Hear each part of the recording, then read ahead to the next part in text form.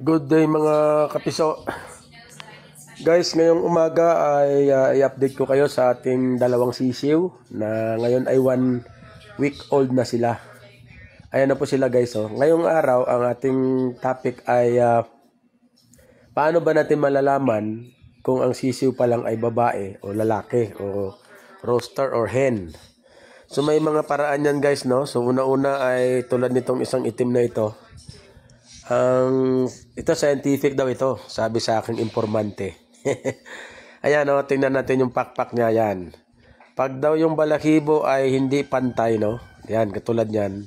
Yan daw po ay lalaki. Yan, yan po, yan, tingnan nyo. Yan po ang palatandaan. Tapos, pag pinatihaya mo daw, ganyan, at biglang bumaligtad, yan din po ang palatandaan na siya po ay lalaki, ano?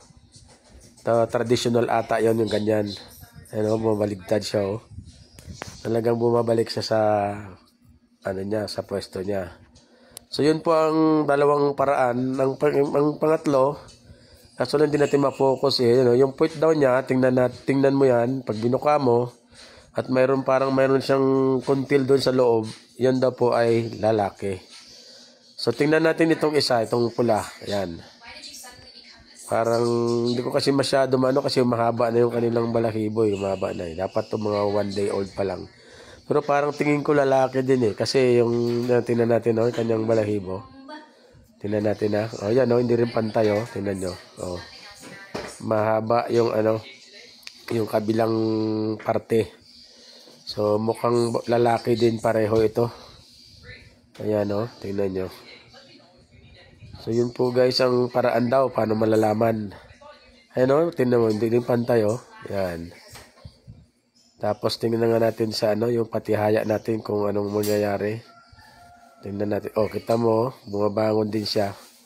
Kaya malamang sa malamang, ayon sa mga informante natin, yan daw po ay lalaki. So dalawang lalaki ito ayon po sa proseso na gano'n, Pero ang pinaka-the best talaga guys na paraan paano natin malaman yan, antayin nating lumaki.